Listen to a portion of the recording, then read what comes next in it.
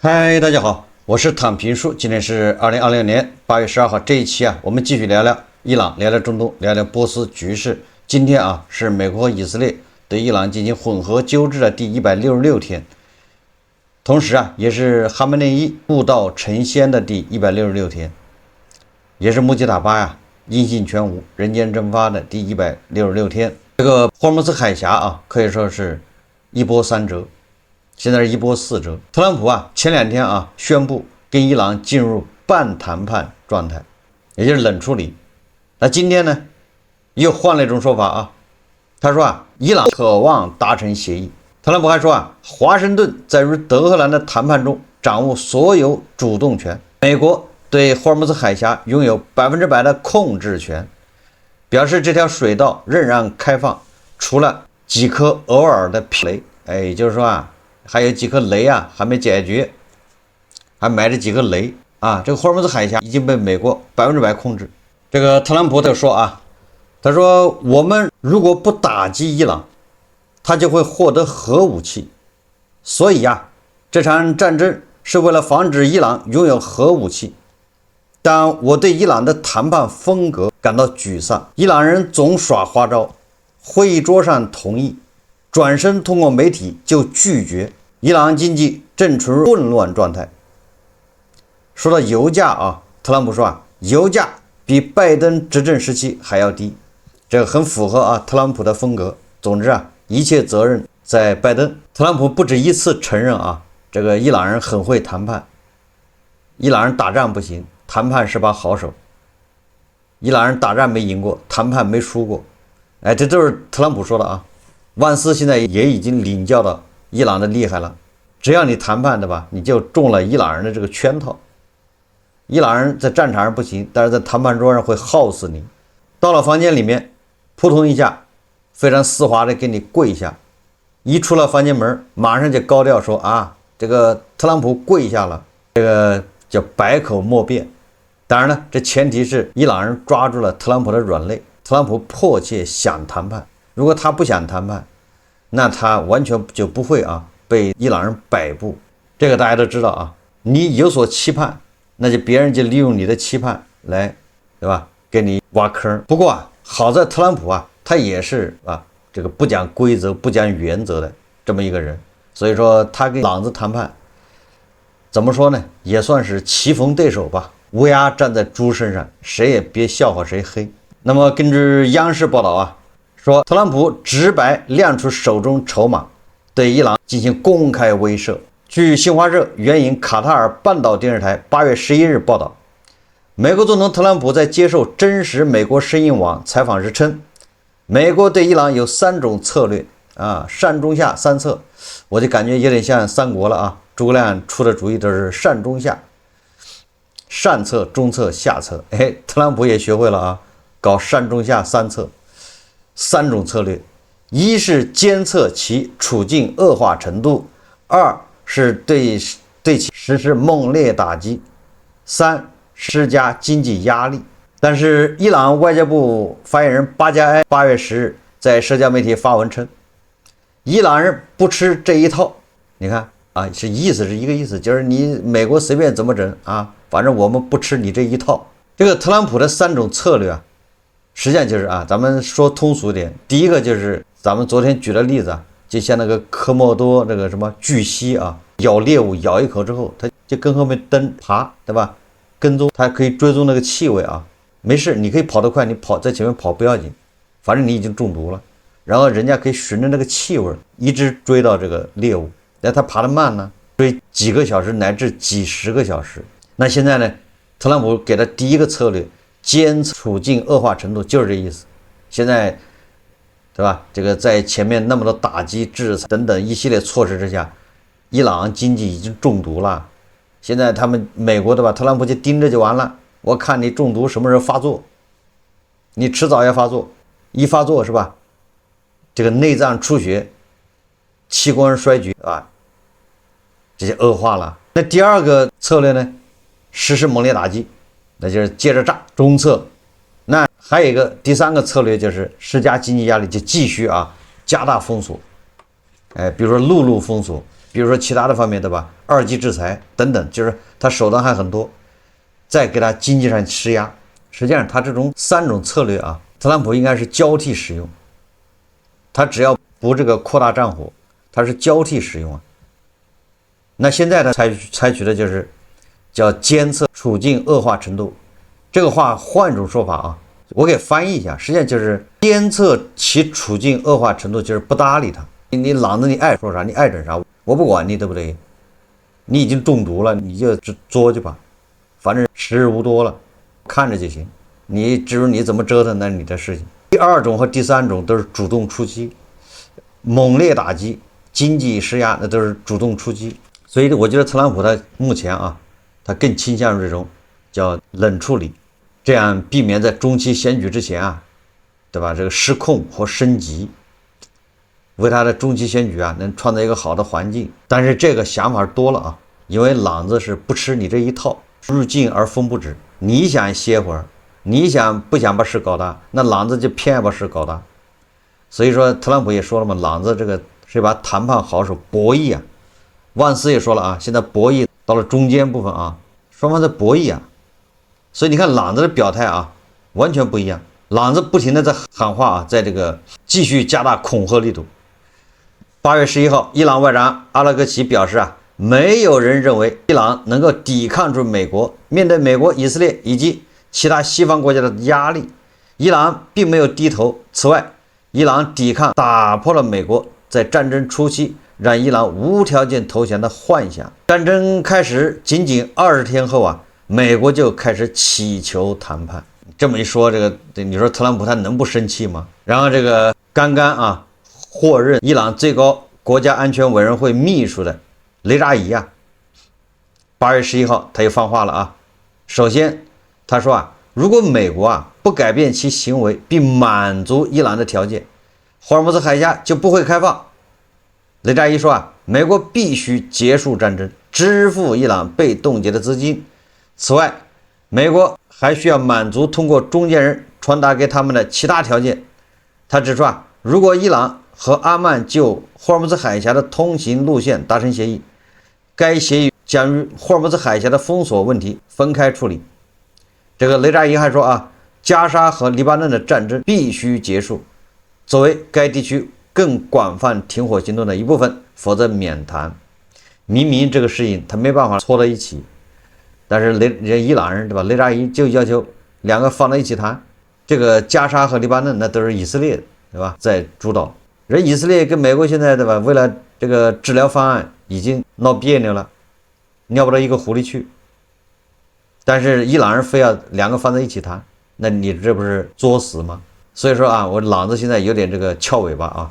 简单点说啊，就是3天不打，上房揭瓦。这个伊朗的外长阿拉格齐接着吹啊，他说啊，我们的武装部队耗尽并击败了世界上最大的表面军队。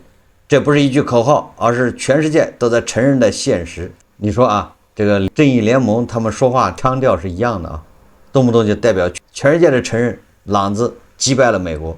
你说这叫什么事？对吧？全世界除了胡锡进老师，还有谁承认朗子击败了美国呢？哪儿跟哪儿呀？就击败了美国。事实上是这样吗？给人感觉好像啊，朗子很厉害，很强硬，不谈判，对吧？通过中间人圈话，完了之后，美国必须要这个答应那个，霍尔木兹海峡才能开放。不能不说啊，朗子在宣传这一块，那还是比特朗普要高一筹。因为特朗普这边的媒体啊，大部分是把炮口对准了特朗普，而朗子那边的媒体呢，他什么对吧？这个各个通讯社啊，各个电视台，各个媒体也是把炮火对准了特朗普。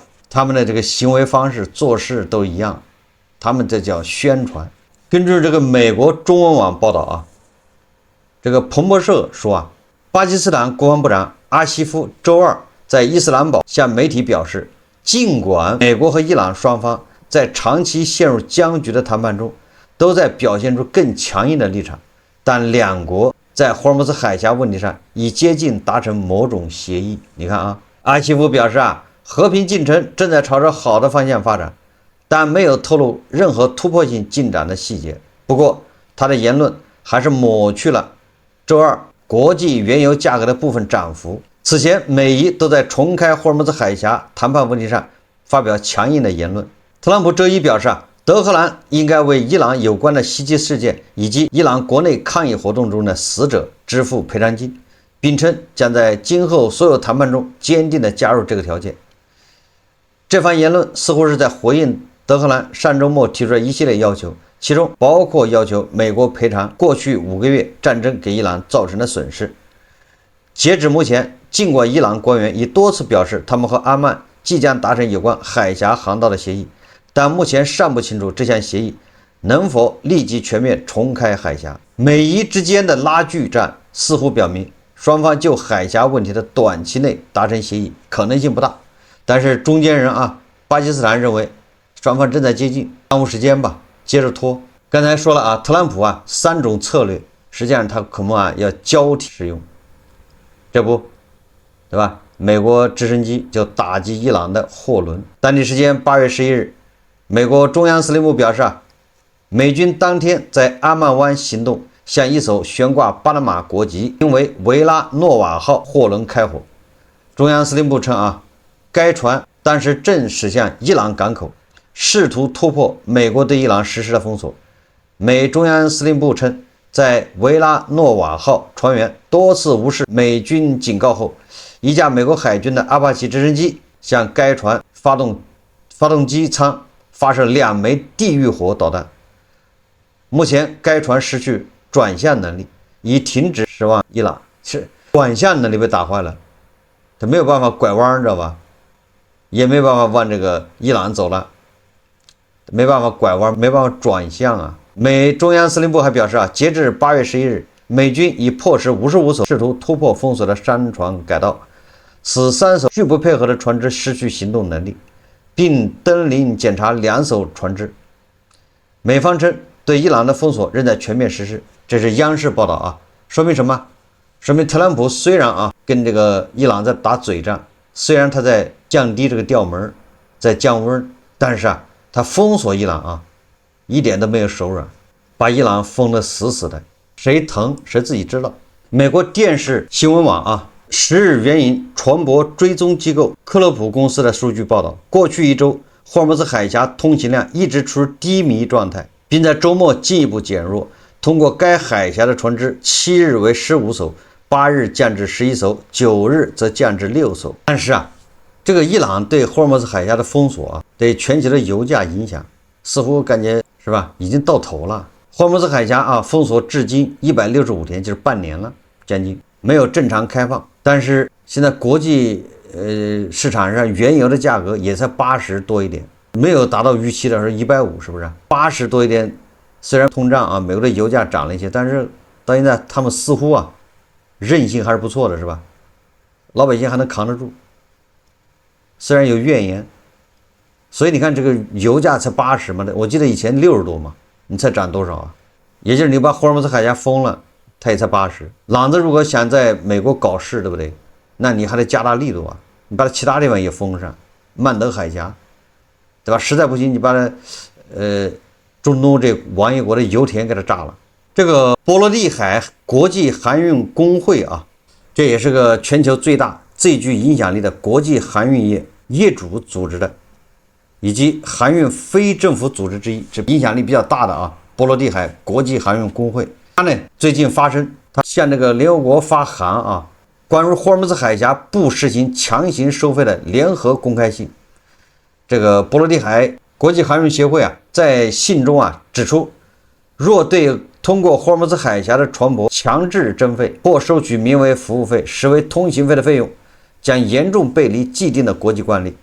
除对全球贸易产生直接的经济影响之外，此举还将开创一个先例，可能破坏国际社会公认的适用国际航行海峡以及过境通行的国际法律框架。一旦形成这样的先例，便极难抵制其他地区效仿采取类似措施，从而给国际航运和全球贸易带来不确定性。这个不光是波罗的海国际航运协会其他的这个航运组织都在给联合国发信，都是反对收费。那现在怎么办呢？所以这个事情肯定要解决当然不是现在，恐怕要等到中期选举以后，现在是解决不了8月10号伊朗外交部发言人给美国下了一张诊断书。我说的是美国和以色列对伊朗进行治疗，结果伊朗要给美国进行反治疗、反诊断。这个伊朗的外交部发言人巴加亚啊，他就给美国下了一张诊断书，说美国得了一个病，什么病呢？伊朗外交部发言人巴加亚在社交平台 X 发帖表示啊，他说美国财政部长森特鼓吹通过经济制裁扼杀伊朗，其凸显了美国对制裁的病态依赖。巴加亚写道啊，除了言辞本身流露出悲情之外，这一说法更是美国对制裁病态依赖的鲜明写照。他指出啊，每当美国当局证明自己无力进行外交斡旋时，他便会诉之制裁手段，而每当制裁未能奏效时，美国便会加大制裁力度，就是恶性循环啊，这是对制裁的一种病态的依赖。巴加亚强调，这已不再是政策，而是美国的一种习惯。更危险的是，这种已经取代了其思考本身。说白了，这就是伊朗人啊对特朗普的第3条路策略啊，就是加大经济制裁，这一种啊叫回击。你们这是病得治，这是病态的，有种你别制裁，对吧？你制裁算什么好汉呢？就这意思啊。根据媒体报道啊，这个美国的财政部长贝森特他说伊朗啊已经整整3周发不出军队的长了，就伊朗的这士兵已经3周都没有工资了啊，拖欠了。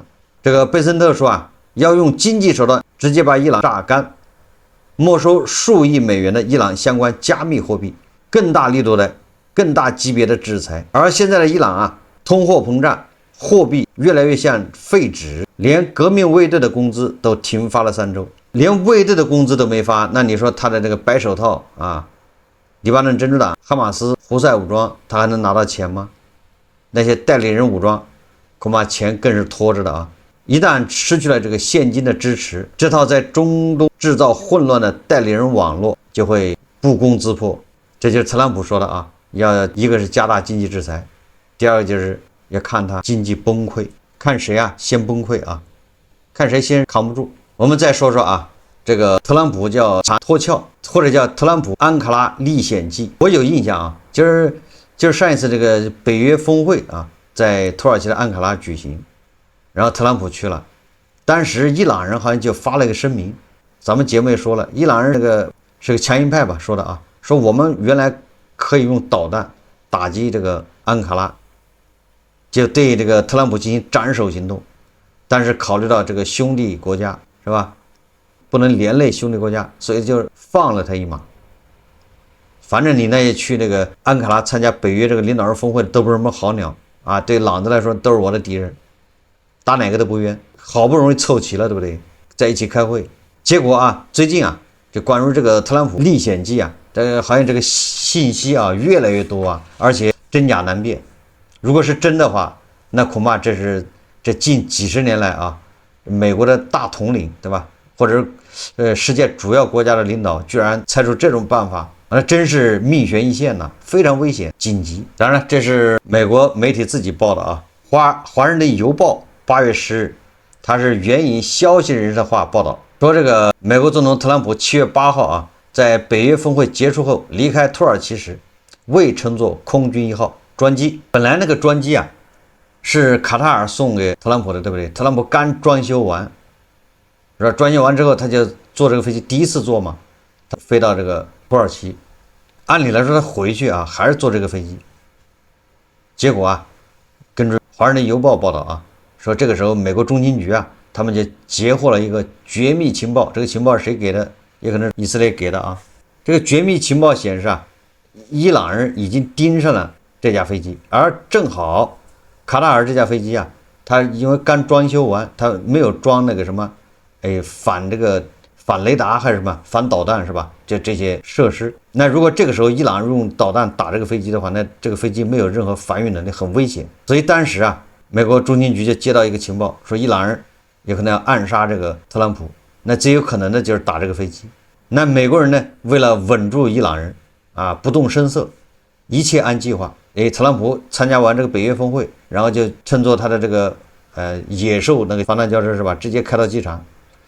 众目睽睽之下，特朗普就登上了这个空军1号，就卡塔尔提供的这架飞机，上去之后呢，特朗普就玩了一个金蝉脱壳。特朗普从飞机这个前门进啊，从后门啊，飞机还有个后门，那后门就是那个一般餐车啊，提供那些对吧东西，用那个车子哒哒给升上去，然后跟那个后门一样高，是吧？一个集装箱一样的那个，大家有印象吗？坐过飞机应该知道啊。然后跟后门正好对上，然后从那个车里面，那个就是叫餐车或者叫什么后勤保障车是吧？那是飞机上运物资的，用吃的，对吧？结果特朗普啊，就从那个通道上了那个餐车，也就是特朗普离开了飞机，特朗普和少数随从，剩下的那飞机上记者和其他的一般工作人员都在飞机上什么都不知道，只有特朗普跟少数几个人坐了那个货车，离开空军一号，到达哪儿呢？到达同样是同一个飞机场，另一架较小的飞机叫什么 C-32A 那个军用飞机。特朗普上了这个飞机，好像还跟少数几个幕僚，随后搭乘这个 C-32A 货机啊，飞到英国，这才安全。到了英国之后，他又坐空军一号走了，而原来那架空军一号拉着一些不知情的记者和普通工作人员，也飞到了英国。那什么意思呢？那就是原来的这些记者和美国的普通工作人员在那个空军一号上，那就变成一个诱饵，是吧？这叫金蝉脱壳嘛。空军一号飞机里面没有特朗普，特朗普已经换了飞机，坐 C-32A 一架更小一点的军用飞机飞往英国。如果那个伊朗人真的要打这个飞机，那你把飞机打了，特朗普不在上面，你扑了个空。这个报道据说还是真的啊，我在网上搜了一下，特朗普自己也承认了。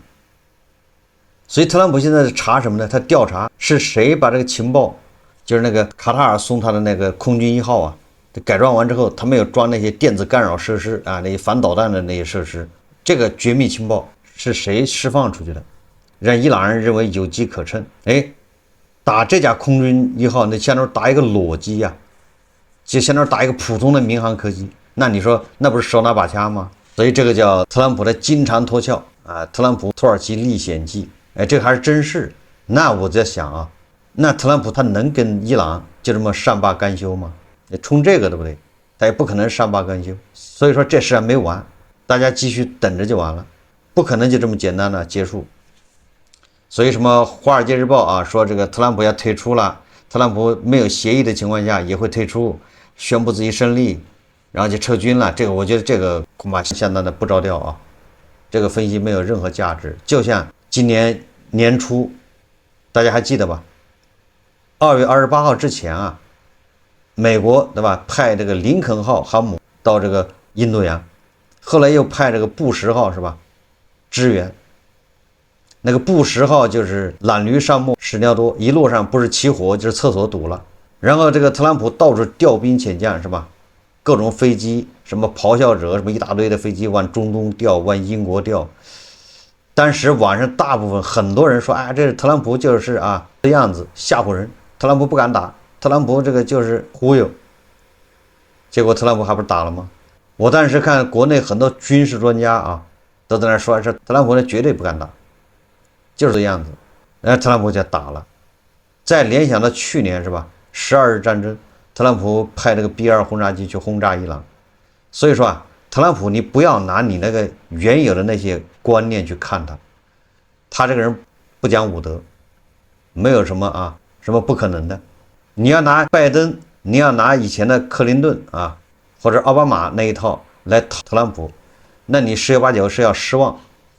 你就像这个哈梅内伊犯的错误一样啊，哈梅内伊就是把特朗普当成了奥巴马，当成了拜登，以为也是那种老牌的政客，按照剧本来，按照套路来，你给面子我就给你里子，大家各取所需。他不是这样啊，特朗普是面子里子他都要，便宜没够。这个《华尔街日报》他有报道他说海湾国家正逐渐认识到伊朗将长期控制霍尔木兹海峡的航运。该报指出说伊朗在海湾地区的对手阿曼和伊朗目前正在研究霍尔木兹海峡船舶通行机制感到不满，但也认为与美国和伊朗继续发生军事冲突相比，达成此类协议是更可取的选择，因为持续冲突将使该地区的能源基础设施面临威胁。此外，海湾国家代表也已接受这样一种可能：任何与伊朗达成的协议都不会触及伊朗的导弹计划以及德黑兰支持的地区武装组织有关问题。这个就是地区王爷国啊，他们信自己是养虎为患。王爷国他们配得上他们自己这个遭遇啊和灾难。为什么呢？你从现在这个表现来看，朗子先不顾三七二十一，先把这个周边国家打一顿，人家发射导弹。你想象一下啊，朗子以后如果他有了核武器，他先炸谁啊？你以为这周边国家他不敢炸是吗？你以为他真的只炸以色列是吗？从目前朗子的表现来看，对吧？目前应该是这些王爷国要联手把就是朗子的这个什叶派啊，毛拉给他换掉。如果不换，这个中东这些王爷国没有宁日，以后永远被人家勒索。他现在还没有核武器，等他有了核武器，他天天勒索。他现在还在发展他的导弹能力，导弹越打越远，越打越准。谁最受伤啊？谁最倒霉啊？实际上是他周边国家，不是什么美国离这远着呢。所以这些海湾这些国家啊，叫养虎为患，终究啊是要吃大亏啊。如果在这次战斗之前啊，中东国家还有这个一丝幻想，认为怎么着朗子对吧，还不至于把脸皮撕破了。结果人家这一次不好意思，就是撕破了，炸巴林、炸科威特、炸伊拉克、炸沙特、阿联酋、卡塔尔都炸。炸完之后，霍尔木兹海峡收费是吧？你这些海湾这联合会啊，这些国家想从这儿走都得交钱。你以为现在接受伊朗对霍尔木兹海峡的永久控制，就没事了是吗？